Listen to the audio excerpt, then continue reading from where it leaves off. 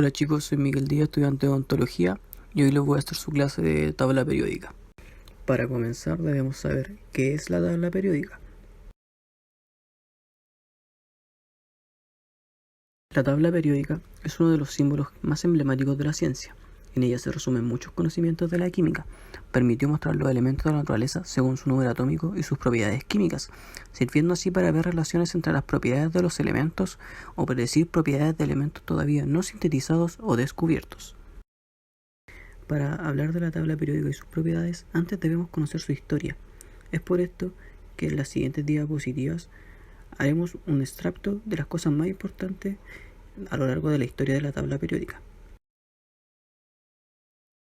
A principios de 1800, el químico alemán John Dobereiner hizo la primera aproximación al construir las primeras tríadas. En esta clasificación ordenó los elementos en grupos de A3 de acuerdo a su masa atómica creciente, resultando algunas asociaciones elementales. De acuerdo con esta clasificación, los elementos pertenecientes a una tríada tenían propiedades químicas semejantes y la masa atómica del elemento central correspondía a la semisuma de las masas atómicas de los extremos de la tríada. Acá en la imagen pueden ver la primera tríada y sus masas atómicas y cómo el elemento central es la semisuma de los elementos de sus extremos.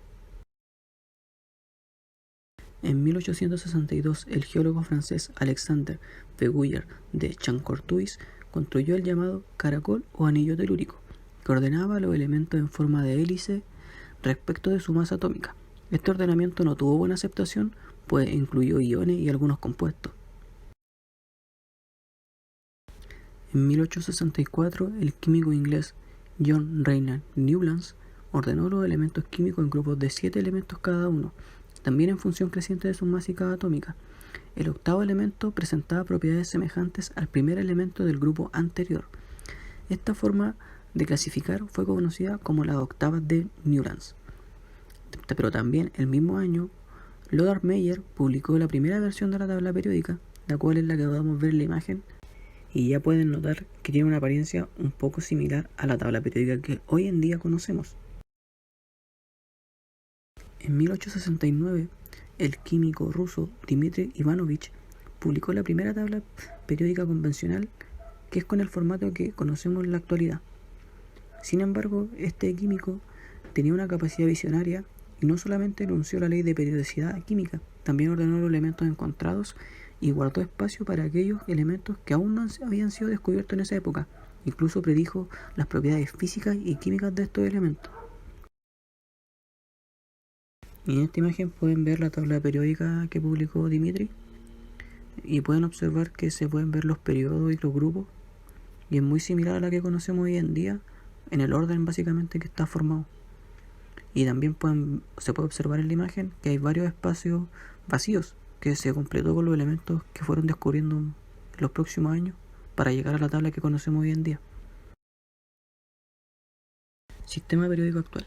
En la tabla periódica que hoy en día conocemos, los elementos que tienen un patrón similar de configuración de los electrones de la capa externa se ponen en la misma columna, en los cuales fueron llamados grupos o familias, de las cuales existen 18, y los elementos con igual número de nivel energético se encuentran en las mismas filas, es decir, los periodos. Cada periodo comienza con un metal alcalino y concluye con un gas noble, a excepción del periodo 1.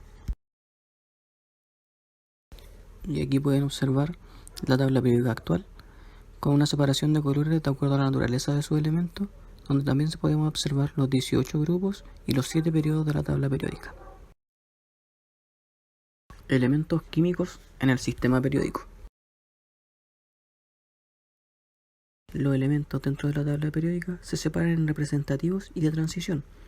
Los representativos son los que se encuentran en la columna 1, 2, 13, 14, 15, 16 y 17, y estos, su configuración electrónica termina en sp. Poseen sus niveles energéticos completos a excepción de este último. Y los de transición, que se separan en externa, que son los elementos encontrados desde la columna 3 hasta la 12 y presentan el penúltimo subnivel D o el último nivel S incompleto. Y los de transición interna, que solamente poseen un subnivel incompleto, que sería el F. Estos corresponden a los dos últimos periodos, los lactánidos y los actínidos. Nombre de los grupos representativos. Los elementos representativos son los más abundantes en el planeta Tierra, y estos tienen diferentes nombres dependiendo del grupo en el que pertenecen. Los del grupo 1A son los metales alcalinos, 2A metales alcalinos térreos, 3A térreos o boroides, 4A carbonoides, 5A nitrogenoides, 6A anfígenos o calcógenos, 7A halógenos, 8A o 0 serían los gases inertes. Naturaleza de los elementos. Cada elemento de la tabla periódica, de acuerdo a su naturaleza, posee características propias, las cuales serán nombradas a continuación. Elementos metálicos. Características. Son casi todos sólidos a temperatura ambiente, a excepción del mercurio, cesio y galio. Son buenos conductores de la corriente eléctrica, pierden electrones con facilidad, transformándose en cationes estables, y poseen brillo metálico y son muy buenos conductores de calor. Son dúctiles, lo que los permite que bajo la acción de una fuerza puedan deformarse sin romperse, y son maleables, es decir, su capacidad de deformación permite su uso para la confección de láminas de grosor mínimo. Un ejemplo es el oro. Elementos no metálicos. Características. No poseen brillo metálico, no son dúctiles ni maleables. Son malos conductores de la corriente eléctrica y calor, a excepción del carbono grafito. Corresponden íntegramente los elementos del grupo 6A y 7A. Se estabilizan formando aniones estables, pues tienen facilidad para captar electrones. Elementos metaloides. Características. Poseen propiedades intermedias entre metales y no metales. Estas características van a variar de acuerdo al elemento metaloide que nos queremos referir. Un ejemplo es el silicio. Es un metaloide semiconductor con amplios usos tecnológicos. Gases nobles. Características. Son los elementos que se encuentran en la columna 18 de la tabla periódica, grupo 8 o 0. Se caracterizan por tener todos sus niveles electrónicos completos. En condiciones normales son químicamente inertes. Esto quiere decir que son muy poco reactivos. Propiedades periódicas. Desde 1869, cuando Meyer publicó la tabla de volúmenes atómicos en función de la masa atómica, comenzaron a sistematizarse las propiedades atómicas. A partir de entonces se encontraron numerosas propiedades en los elementos que variaban según su estructura electrónica y que se relacionaban fundamentalmente con la configuración electrónica externa del átomo. Algunas de las propiedades periódicas de los elementos son sus propiedades por tamaño, las cuales se refieren a su volumen atómico, radioatómico, radiocovalente, radioiónico, y propiedades magnéticas, las cuales se refieren a su potencial de ionización, electroafinidad, electronegatividad, electropositividad. Propiedades relacionadas con el tamaño. Radioatómico.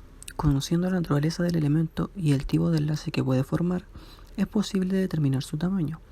Si el átomo se considera como una esfera rígida, el volumen viene dado por la siguiente ecuación, donde R es el radio del átomo o distancia entre núcleos o núcleo-electrón. Considerando la naturaleza del elemento, se definen tres conceptos distintos: radio metálico, radio covalente y radio iónico.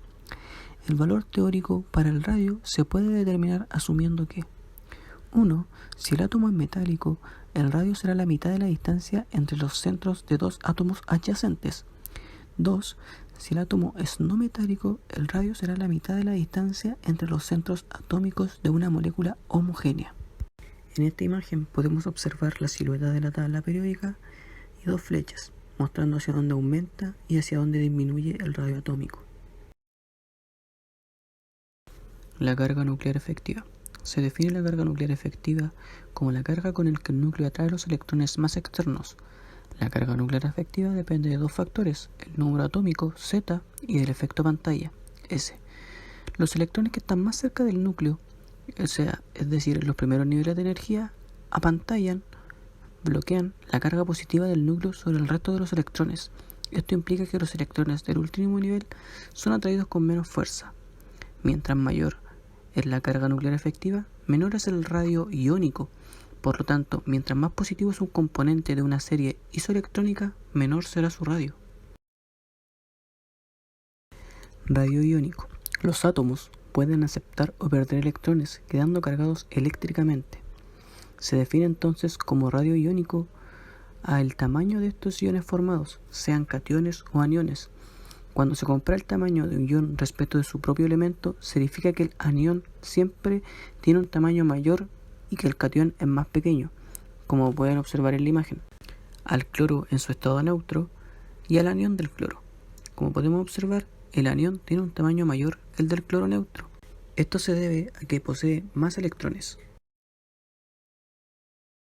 Radio en iones isoelectrónicos.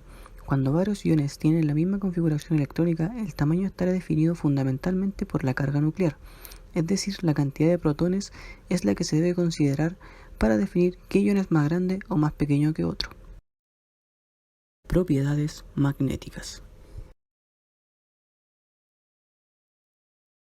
Energía de ionización. Corresponde a la mínima energía necesaria para extraer un electrón desde el estado fundamental o ion gaseoso. El proceso de ionización es siempre endotérmico, de modo que requiere de energía extra para que ocurra. Como el proceso se determina para un electrón, pueden existir varios procesos de ionización consecutivos, de modo que se habla de varios potenciales de ionización para un mismo átomo. En la siguiente imagen podemos observar la silueta de la tabla periódica y unas flechas las cuales nos indican desde dónde hacia dónde los elementos van aumentando su energía de ionización. Afinidad electrónica o electroafinidad. Se define como una medida de la tendencia de un átomo a captar un electrón. Cuando mayor es la afinidad electrónica de un átomo, más probable es que se convierta en un anión estable. La afinidad electrónica se determina experimentalmente y puede definirse como la energía requerida para separar un electrón de un anión gaseoso. También está definida como la energía liberada cuando un átomo de una muestra gaseosa capta un electrón en su nivel más externo. En la siguiente imagen se nos muestra la silueta de la tabla periódica donde podemos observar dos flechas, las cuales van apuntando hacia donde van aumentando la afinidad electrónica de los elementos de esta misma. Electronegatividad. La electronegatividad es la tendencia que ejerce un átomo en una molécula para atraer electrones compartidos hacia su nube o densidad electrónica. A diferencia de la electroafinidad, la electronegatividad no es una propiedad observable, es más bien un concepto generalizador que permite decidir hacia dónde están desplazados los electrones enlazados en una molécula. En un grupo, conforme va disminuyendo el valor de Z, el valor de la electronegatividad aumenta, y en un periodo, a medida que aumenta el valor de Z, la electronegatividad también aumenta. En la siguiente imagen se observa la silueta de la tabla periódica con dos flechas que apuntan hacia donde va aumentando la electronegatividad de los elementos. Electropositividad. Es una propiedad inversa a la electronegatividad. Se define como la tendencia de un elemento para ceder electrones, es decir, pierde electrones. La electropositividad aumenta en dirección hacia los metales en los periodos y en los grupos aumenta conforme aumenta el valor de Z. En la siguiente imagen podemos observar hacia dónde aumenta la electropositividad en la tabla periódica. Resumen de las propiedades periódicas de los elementos. Esta tabla es un resumen con todas las propiedades periódicas de los elementos, donde nos va mostrando hacia dónde va aumentando cada una de estas. Muchas gracias por su atención y éxito. En la guía resumen que se les será enviada estarán detalladas de una mejor forma cada una de estas propiedades. Si bien la materia puede verse extensa, una vez entendiendo cada una va a resultar muy fácil.